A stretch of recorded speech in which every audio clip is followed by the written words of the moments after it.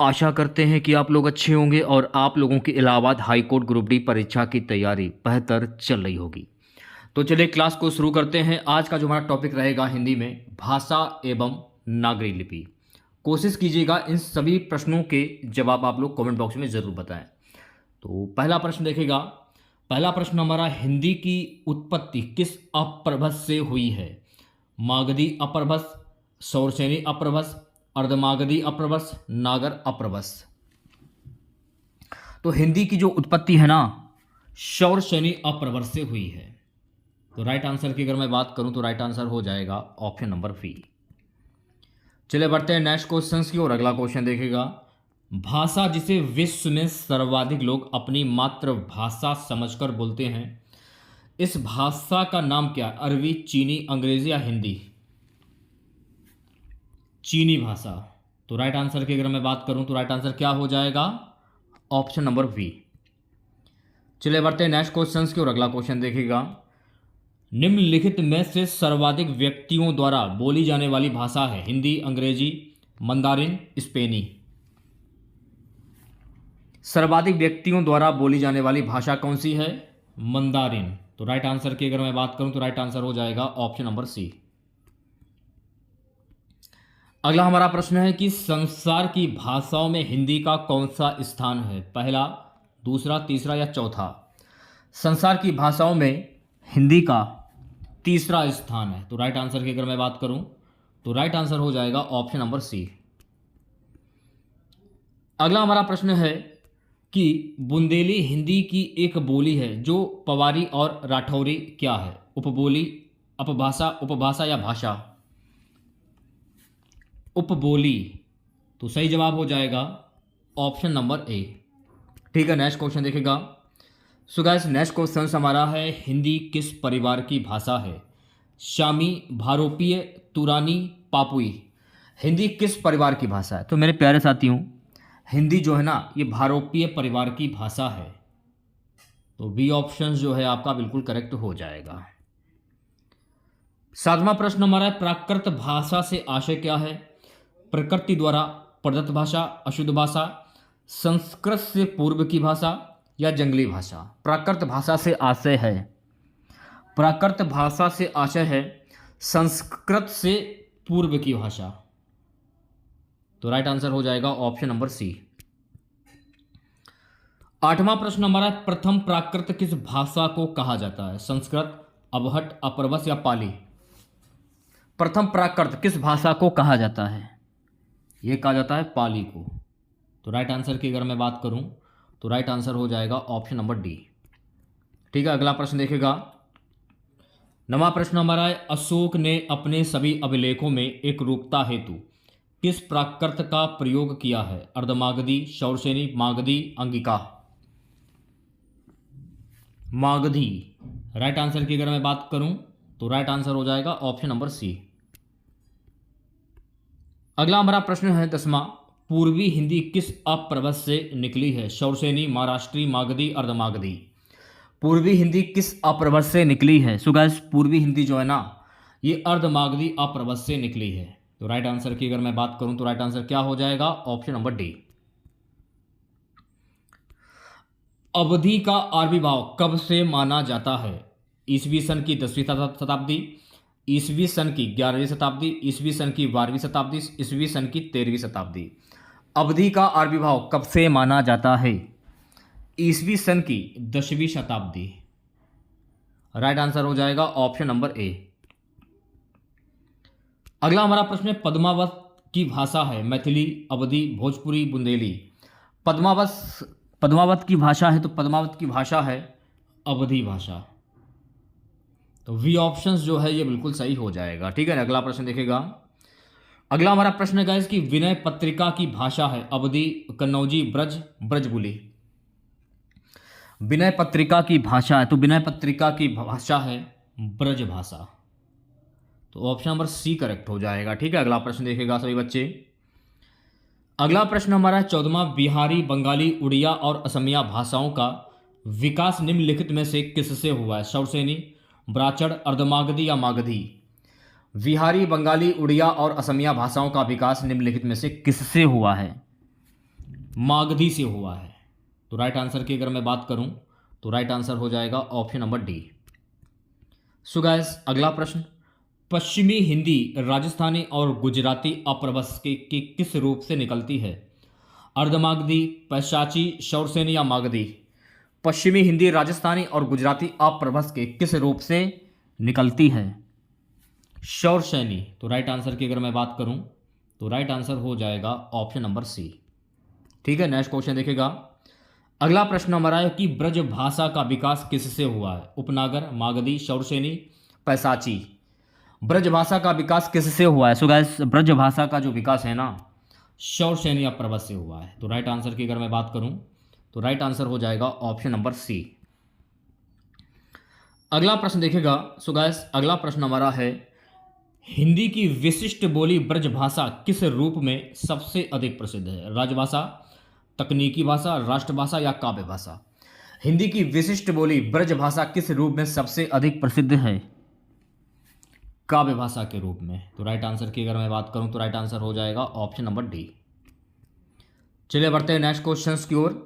खड़ी बोली हिंदी का पूर्व रूप है? मागधी, अबहट, अर्धमागधी, महाराष्ट्री? खड़ी बोली हिंदी का पूर्व रूप क्या है? अबहट। तो राइट आंसर की अगर मैं बात करूं तो राइट आंसर हो जाएगा ऑप्शन नंबर वी। 19वां क्वेश्चन देखेगा। 19वां क्वेश्चन हमारा, अमीर खुसरो के काव्य में निम्नलिखित में से किस भाषा का परिनिष्ठित रूप दृष्टिगोचर होता है? ब्रजभाषा, अवधी, अर्धमागधी, कन्नौजी? ब्रजभाषा इस प्रश्न का जो है करेक्ट आंसर हो जाएगा, यानी ऑप्शन नंबर ए। 20वां प्रश्न, किसके शासन काल में ब्रजभाषा की विशेष उन्नति हुई? अकबर, जहांगीर, औरंगजेब, शाहजहां? किसके शासन काल में ब्रजभाषा की विशेष उन्नति हुई? अकबर के शासन काल में। तो राइट आंसर की अगर मैं बात करूं तो राइट आंसर हो जाएगा ऑप्शन नंबर ए। अगला प्रश्न हमारा है गाइस, सूरदास का काव्य किस भाषा में? मैथिली, अवधी, बुंदेली या ब्रजभाषा? देखिए, सूरदास का जो काव्य जो है ना, ये ब्रजभाषा में है। तो राइट आंसर की अगर मैं बात करूं तो प्यारे बच्चों राइट आंसर हो जाएगा ऑप्शन नंबर डी। ठीक है, अगला प्रश्न देखेगा। 22वां प्रश्न हमारा है कि निम्नलिखित में से किस बोली का अपना कोई साहित्य नहीं है? अवधी, ब्रजभाषा, कुमायूनी, बघेली? किस बोली का अपना कोई साहित्य नहीं है? इंपॉर्टेंट क्वेश्चन है, एक बार देख लीजिएगा आप लोग। बघेली इस क्वेश्चन का सही जवाब हो जाएगा, तो आप लोग कह सकते हैं डी ऑप्शन सही हो जाएगा। अगला प्रश्न देखिएगा। पूर्वी हिंदी की बोली है बुंदेली, बघेली, कन्नौजी, बांगरू? पूर्वी हिंदी की बोली है, तो पूर्वी हिंदी की जो बोली है ना, वो है बघेली। तो बी ऑप्शन जो है ये बिल्कुल सही हो जाएगा। ओके, चलिए बढ़ते हैं नेक्स्ट क्वेश्चन की ओर। पूर्वी हिंदी किस अपभ्रंश से निकली है? शौरसेनी, महाराष्ट्री, मागधी, अर्धमागधी? पूर्वी हिंदी किस अपभ्रंश से निकली है? सो गाइस, पूर्वी हिंदी जो है ना, ये अर्धमागधी से निकली है। तो डी ऑप्शन जो है ये बिल्कुल करेक्ट हो जाएगा। ओके, चलिए बढ़ते हैं नेक्स्ट क्वेश्चन की ओर। अगला क्वेश्चन देखेगा। बिहारी, बंगाली, उड़िया और असमिया भाषाओं का विकास किससे हुआ है? मागधी, ब्राह्मण, अर्धमागधी, शौरसेनी? मागधी से हुआ है। तो राइट आंसर की अगर मैं बात करूं तो राइट आंसर हो जाएगा ऑप्शन नंबर ए। ठीक है, अगला प्रश्न देखेगा। अगला प्रश्न हमारा है कि बिहारी की 3 बोलियां कौन कौन सी हैं? मैथिली, मगही और भोजपुरी? मेवाती, हाड़ौती और मेवाड़ी? अवधी, बघेली और छत्तीसगढ़ी? कुमायूनी, गढ़वाली और नेपाली? बिहारी की 3 बोलियां कौन सी हैं? तो बिहारी की जो 3 बोलियां हैं वो है मैथिली, मगही और भोजपुरी। तो राइट आंसर की अगर मैं बात करूं तो प्यारे बच्चों राइट आंसर हो जाएगा ऑप्शन नंबर ए। ठीक है, नेक्स्ट क्वेश्चन देखेगा। अगला प्रश्न हमारा है 27वां कि निम्नलिखित में से कौन सी बोली अथवा भाषा हिंदी के अंतर्गत नहीं आती है? अवधी, कन्नौजी, बांगरू या तेलुगु? कौन सी बोली अथवा भाषा हिंदी के अंतर्गत नहीं आती है? तेलुगु भाषा। तो राइट आंसर की अगर मैं बात करूं तो प्यारे बच्चों राइट आंसर हो जाएगा ऑप्शन नंबर डी। ठीक है, नेक्स्ट क्वेश्चन देखेगा। आर्य शब्द इंगित करता है नरजाति समूह को, श्रेष्ठ वंश को या वरिजन को, भाषा समूह को? आर्य शब्द किसको इंगित करता है? तो आर्य शब्द जो है ना, भाषा समूह को इंगित करता है। तो राइट आंसर की अगर मैं बात करूं तो राइट आंसर हो जाएगा option number D. Next question देखिएगा, अप्रभस और हिंदी के बीच के समय को क्या कहते हैं? संक्रांति काल, मागधी अप्रभस, शौरसेनी अप्रभस, परिनिष्ठित अप्रभस। अप्रभस और हिंदी के बीच के समय को क्या कहते हैं? संक्रांति काल कहते हैं। ऑप्शन नंबर ए जो है ये बिल्कुल करेक्ट हो जाएगा। ठीक है, नेक्स्ट क्वेश्चन देखिएगा, सामान्य अर्थ में हिंदी के अंतर्गत कितनी बोलियां हैं? 10, 20, 30 या 18? सामान्य अर्थ में हिंदी के अंतर्गत कितनी बोलियां हैं? कुल 18 बोलियां हैं। तो राइट आंसर की बात करूं तो ऑप्शन नंबर डी जो है ये करेक्ट हो जाएगा। ठीक है, नेक्स्ट क्वेश्चन देखिएगा, का विभक्ति के रूप में उर्दू का प्रयोग करने वाला पहला लेखक कौन था? अमीर खुसरो, मिर्ज़ा गालिब, बहादुर शाह जफर, फैज। देखिए, अमीर खुसरो इस प्रश्न का जो है सही जवाब हो जाएगा, तो आप कह सकते हैं ए ऑप्शंस। अगला प्रश्न क्या है कि कश्मीर में राजभाषा हिंदी, उर्दू, दरत, अंग्रेजी। कश्मीर में राजभाषा है तो कश्मीर में राजभाषा है उर्दू भाषा। तो राइट आंसर की अगर मैं बात करूं तो वी ऑप्शन जो है करेक्ट हो जाएगा। ठीक है, नेक्स्ट क्वेश्चन देखिएगा, उर्दू किस भाषा का शब्द है? अरबी, फारसी, तुर्की, ईरानी। देखिए, उर्दू जो है ना ये तुर्की भाषा का शब्द है, तो सी ऑप्शन जो है ये बिल्कुल करेक्ट हो जाएगा। ठीक है, नेक्स्ट क्वेश्चन देखिएगा, निम्नलिखित में से कौन एक सूफी संत कवि नहीं था? कुतुबुन, जायसी, हमीर हसन, अमीर खुसरो। निम्नलिखित में से कौन एक सूफी कवि नहीं था? अमीर खुसरो जो है ना ये सूफी कवि नहीं था। तो मेरे प्यारे बच्चों राइट आंसर हो जाएगा ऑप्शन नंबर डी। ठीक है, नेक्स्ट क्वेश्चन देखिएगा, देखिए इन प्रश्न को करने के लिए ना कोई ट्रिक काम में आएगी और ना कोई परिभाषा काम में आएगी। आपको समझना कि क्वेश्चंस में क्या पूछा जा रहा है, आपने एक बार अच्छे से रिपीट कर लीजिए। ठीक है, और इसकी पीडीएफ आपको हमारे टेलीग्राम चैनल पर मिल जाएगी और व्हाट्सएप पर भी मिल जाएगी। व्हाट्सएप ग्रुप में मैंने व्हाट्सएप ग्रुप बनाया है आप लोगों के लिए, वहाँ पर आपको सारी पीडीएफ वगैरह वहीं पर मिलती हैं आपको। अगला हमारा प्रश्न है, निम्नलिखित मुसलमान विद्वानों में से हिंदी साहित्य के लिए किसका सबसे अधिक महत्वपूर्ण योगदान है? अबुल फलश फैजी, अब्दुल रहीम खान खाना, अब्दुल कादिर बदायूनी। अब्दुल रहीम खान खाना। तो राइट आंसर की अगर मैं बात करूं तो प्यारे बच्चों राइट आंसर हो जाएगा ऑप्शन नंबर सी। अगला प्रश्न, पुष्टि मार्ग के दर्शन का प्रारंभ किसने किया? वल्लभाचार्य, कबीर, सूरदास या तुलसीदास। पुष्टि मार्ग के दर्शन का प्रारंभ किसने किया? वल्लभाचार्य ने किया। तो राइट आंसर की अगर मैं बात करूं तो राइट आंसर हो जाएगा ऑप्शन नंबर ए। ठीक है, चलिए बढ़ते हैं नेक्स्ट क्वेश्चन की ओर। हिंदी का प्राचीनतम रूप मिलता है ऋग्वेद में, सामवेद में, यजुर्वेद में या अथर्ववेद में? तो हिंदी का प्राचीन रूप जो है ना ये मिलता है ऋग्वेद में। किसमें मिलता है? ऋग्वेद में मिलता है। तो ऑप्शन नंबर ए करेक्ट हो जाएगा। ओके, अगला प्रश्न देखेगा, आप हिंदी को नीचे लिखे वर्गों में से किस वर्ग में रखेंगे? विभाषा, लिपि, भाषा या बोली? भाषा में रखेंगे। किसमें रखेंगे? भाषा में रखेंगे। तो सी ऑप्शंस करेक्ट हो जाएगा।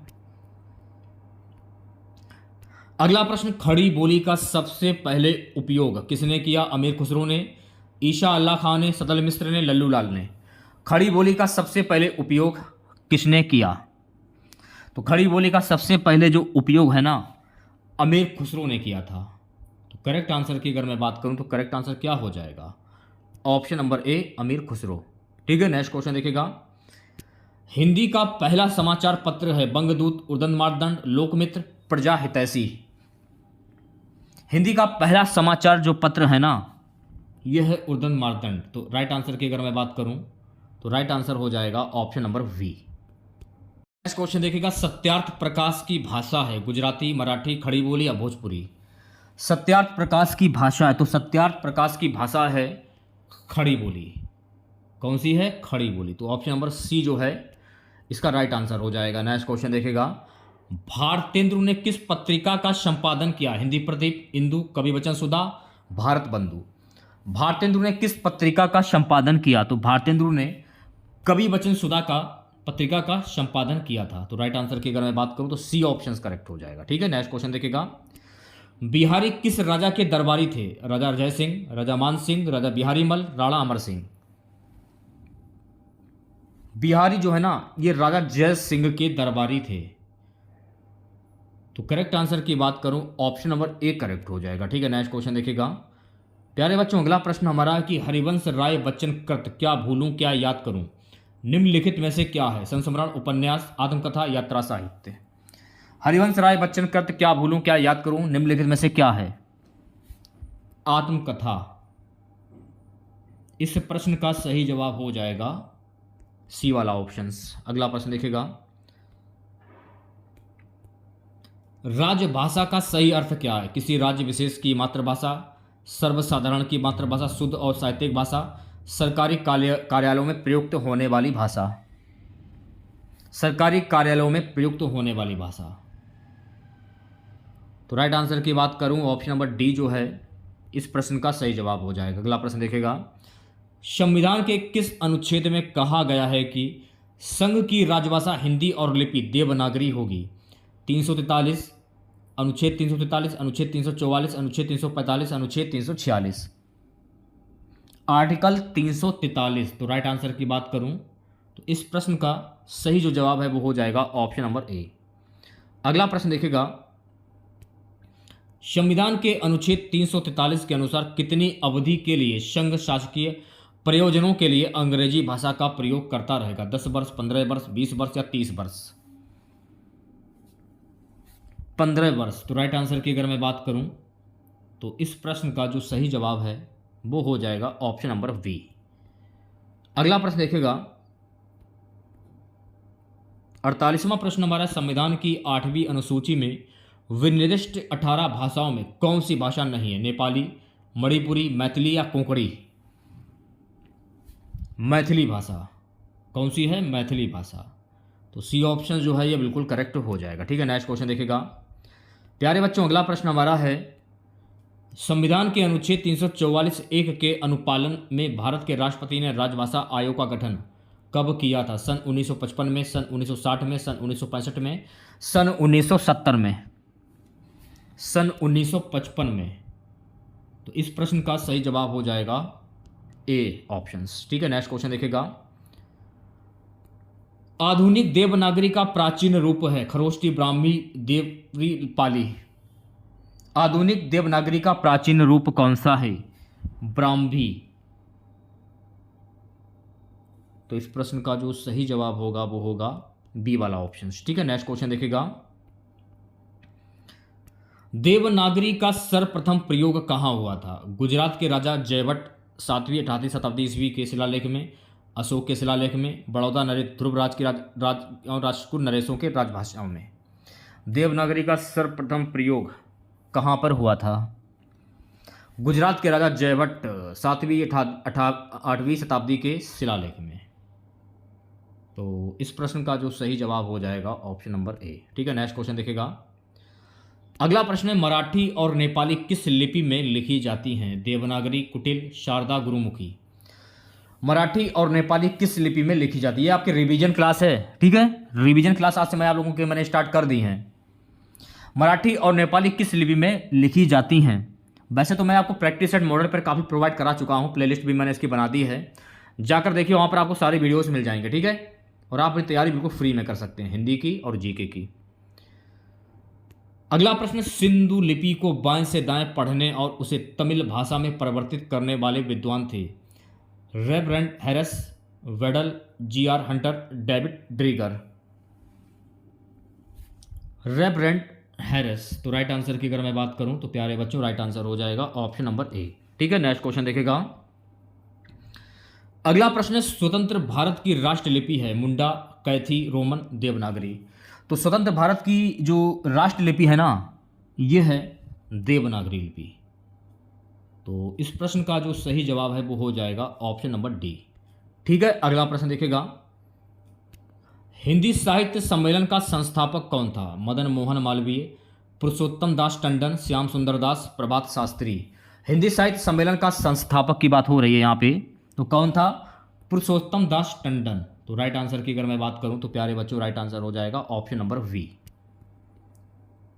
अगला प्रश्न देखिएगा, हिंदी भाषा की बोलियों के वर्गीकरण के आधार पर छत्तीसगढ़ी की बोली कौन सी? पश्चिमी हिंदी, पूर्वी हिंदी, पहाड़ी हिंदी या राजस्थानी हिंदी? पूर्वी हिंदी। तो बी ऑप्शंस जो लोग बता रहे हैं या फिर कह रहे हैं वो सभी सही हो जाएंगे। ठीक है, अगला प्रश्न देखिएगा, हिंदी का पाणिनि किसे कहा गया है? पंडित कामता प्रसाद गुरु, आचार्य किशोरीदास वाजपेयी, अंबिका दत्त व्यास, राहुल सत्यानंद। हिंदी का पाणिनि किसे कहा गया? तो हिंदी का पाणिनि जो है ना, आचार्य किशोरीदास वाजपेयी को कहा गया है। ठीक है, तो इस प्रश्न का जो सही जवाब होगा वो होगा बी ऑप्शन। ठीक है, अगला प्रश्न देखिएगा, हिंदी मानक हिंदी से क्या तात्पर्य है? आदर्श के रूप में हिंदी का स्वीकार्य रूप, केवल लिखने पढ़ने की हिंदी, साधारण बोलचाल की हिंदी, मध्यकालीन साहित्यिक पुस्तकों की हिंदी।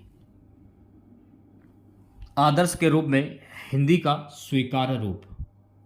तो इस प्रश्न का जो सही जवाब होगा वो होगा ऑप्शन नंबर ए। ठीक है, नेक्स्ट क्वेश्चन देखिएगा, गोवा की स्वीकृत राजभाषा क्या है? कोंकणी, पुर्तगाली, मराठी या गुजराती? गोवा की स्वीकृत जो राजभाषा है वो है कोंकणी। ऑप्शन नंबर ए जो है ये बिल्कुल करेक्ट हो जाएगा। ठीक है, नेक्स्ट क्वेश्चन देखिएगा, अवधि शब्द का अर्थ क्या है? अवध की भाषा, काल, अवधवासी, अंधा। अवधि शब्द का अर्थ होता है अवध की भाषा। तो करेक्ट आंसर की बात करूं तो ऑप्शन नंबर ए करेक्ट हो जाएगा। ठीक है, देसी शब्द ढोर का अर्थ संबंध है? जेकाल गीदड़, जंगली गधा, जंगली कुत्ता या लोमड़ी? देसी शब्द ढोर का अर्थ संबंध है जंगली गधा। क्या है? जंगली गधा। तो राइट आंसर की बात करूं तो बी ऑप्शन जो है करेक्ट हो जाएगा। ठीक है, नेक्स्ट क्वेश्चन देखिएगा, गुरुमुखी किस भाषा की लिपि है? पंजाबी, मणिपुरी, बांग्ला या गुजराती? गुरुमुखी किस भाषा की लिपि है? सो गाइस, गुरुमुखी जो है ना ये पंजाबी भाषा की लिपि है। तो इस प्रश्न का सही जवाब हो जाएगा ऑप्शन नंबर ए। अबहट किस काल की भाषा है? आधुनिक काल, आदिकाल, भक्तिकाल या रीतिकाल? अबहट जो है ना ये आदिकाल की भाषा है। तो इस प्रश्न का सही जो जवाब होगा वो होगा बी ऑप्शन। ठीक है, नेक्स्ट क्वेश्चन देखिएगा, शैधव का अर्थ निम्न में से क्या नहीं है? नमक, सोना, घोड़ा या समुद्र? शैधव का अर्थ निम्न में से क्या नहीं है? सोना। तो राइट आंसर की बात करूं तो बी ऑप्शन करेक्ट हो। शैधव किसको बोलते हैं? घोड़ा को बोलते हैं। ठीक है, शतुक्कड़ी किसकी भाषा है? कबीर, रहीम, जायसी, रामानंद? तो शतुक्कड़ी जो है ना ये कबीरदास की भाषा है और कबीरदास के गुरु का क्या नाम था? रामानंद। ठीक है, तो ये भी आपको ध्यान में रखना है। सो गाइस, अगला प्रश्न, विस्मित का उपयुक्त अर्थ होगा हैरान, भूला हुआ, परेशान, बिछड़ा हुआ? विस्मित का अर्थ होता है हैरान। तो इस प्रश्न का सही जवाब हो जाएगा ऑप्शन नंबर ए। ठीक है, नेक्स्ट क्वेश्चन देखिएगा, कापालिक का अर्थ क्या होता है? जो नर कापाल में भोजन करता है, जो तपस्या करता है, जो नदी के घाट पर कुटिया बनाकर तपस्या करता है, इनमें से कोई नहीं। सो गाइस, इसका अर्थ होता है जो नर कापाल में भोजन करता है उसको हम कापालिक कहते हैं। तो सही जवाब हो जाएगा इस प्रश्न का ऑप्शन नंबर ए। ठीक है, नेक्स्ट क्वेश्चन देखिएगा, कल्पवास का अर्थ क्या होता है? कुछ समय के लिए ग्रह त्याग, तपस्या करना, स्वास्थ्य लाभ के लिए कहीं पर रहना, इनमें से कोई नहीं। कल्पवास का अर्थ क्या होता है? सो गाइस, कल्पवास का अर्थ होता है कुछ समय के लिए ग्रह त्याग। तो इस प्रश्न का सही जवाब हो जाएगा ऑप्शन नंबर ए। द्रव्य का उपयुक्त अर्थ होगा तरल पदार्थ, पेय पदार्थ, खाद्य पदार्थ या धन? द्रव्य का उपयुक्त अर्थ क्या होता है? तो द्रव्य का उपयुक्त अर्थ होता है धन। तो इस प्रश्न का जो सही जवाब होगा वो होगा ऑप्शन नंबर डी। ठीक है, पाली किस धर्म की भाषा थी? जैन, बौद्ध, हिंदू, इनमें से कोई नहीं। तो पाली जो है ना ये बौद्ध धर्म की भाषा थी। तो राइट आंसर की अगर मैं बात करूं तो प्यारे बच्चों राइट आंसर हो जाएगा ऑप्शन नंबर वी। ठीक है, नेक्स्ट क्वेश्चन देखिएगा, उर्दू किस भाषा का शब्द है? फारसी, हिंदी, तुर्की, इनमें से कोई नहीं। देखिए, उर्दू जो है ना ये तुर्की भाषा का शब्द है। तो सही जवाब क्या होगा? Option number C. अगला प्रश्न, हिंदी नव जागरण के अग्रदूत निम्न में से कौन कहलाते हैं? राजा राममोहन राय, भारतेंदु हरिश्चंद्र, रामकृष्ण परमहंस, इनमें से कोई नहीं। भारतेंदु हरिश्चंद्र इस प्रश्न का जो है वो सही जवाब हो जाएगा, यानी कि वी ऑप्शंस। ठीक है, चलिए बढ़ते हैं नेक्स्ट क्वेश्चंस की ओर। निम्न में से कौन सी भाषा संस्कृति भाषा का अपप्रवश है? खड़ी बोली, ब्रज, अवधी या पाली? निम्न में से कौन सी भाषा संस्कृति भाषा का अपप्रवश है? पाली इस प्रश्न का जो है वो सही जवाब हो जाएगा। तो आप कह सकते हैं डी ऑप्शन जो है करेक्ट हो जाएगा। अगला प्रश्न, भाषा में अव्यक्ति के कितने रूप हैं? 3, 2, 4 या 5? भाषा में अव्यक्ति के कितने रूप होते हैं? तो प्यारे बच्चों 3 रूप होते हैं। तो इस प्रश्न का जो सही आंसर होगा वो होगा ए ऑप्शन। ठीक है, अगला प्रश्न देखिएगा, मराठी और नेपाली किस लिपि में लिखी जाती है? देवनागरी, शारदा, कुटिल, गुरुमुखी? मराठी और नेपाली जो है ना ये देवनागरी लिपि में लिखी जाती है। तो आंसर हो जाएगा ऑप्शन नंबर ए। ठीक है, नेक्स्ट क्वेश्चन देखेगा, अंधों को पढ़ने की लिपि क्या है? ब्रेल, देवनागरी, ग्रीक, इनमें से कोई नहीं? तो अंधों की पढ़ने की जो लिपि है वो है ब्रेल। तो राइट आंसर हो जाएगा ऑप्शन नंबर ए। ठीक है, नेक्स्ट क्वेश्चन देखेगा, समुच्चय बोधक के संबंध में कौन सा कथन सही नहीं है? समुच्चय का अर्थ जोड़ने वाला, समुच्चय बोधक विकारी शब्द होते हैं, ये अंग्रेजी के कंजक्शन का हिंदी पर्यायवाची, समुच्चय बोधक को योजक भी कहते हैं। समुच्चय बोधक विकारी शब्द होते हैं। तो राइट आंसर हो जाएगा इस प्रश्न का ऑप्शन नंबर वी। अगला प्रश्न देखेगा, हिंदी भाषा की बोलियों के वर्गीकरण के आधार पर छत्तीसगढ़ की बोली कौन सी? पश्चिमी हिंदी, पूर्वी हिंदी, पहाड़ी हिंदी, राजस्थानी हिंदी? पूर्वी हिंदी कौन सी बोली होती है? पूर्वी हिंदी। तो राइट आंसर हो जाएगा ऑप्शन नंबर वी। ठीक है, नेक्स्ट क्वेश्चन देखेगा, अगला प्रश्न हमारा कि हिंदी किस लिपि में लिखी जाती है? देवनागरी, रोमन, पर्शियन या पाली? हिंदी किस लिपि में लिखी जाती है? सो गाइस हिंदी जो है ना ये देवनागरी लिपि में लिखी जाती है। तो राइट आंसर की अगर मैं बात करूं ऑप्शन नंबर ए जो है ये करेक्ट हो जाएगा। ठीक है, नेक्स्ट क्वेश्चन देखेगा, अगला प्रश्न हमारा है कि महात्मा गांधी ने हिंदी के प्रचार प्रसार के लिए किस संस्था की स्थापना की थी? गुजरात हिंदी विद्यापीठ, हिंदुस्तानी प्रचार सभा, हिंदी साहित्य सम्मेलन, राष्ट्रभाषा प्रचार समिति? गुजरात हिंदी विद्यापीठ। तो इस प्रश्न का जो सही जवाब है वो हो जाएगा ऑप्शन नंबर ए।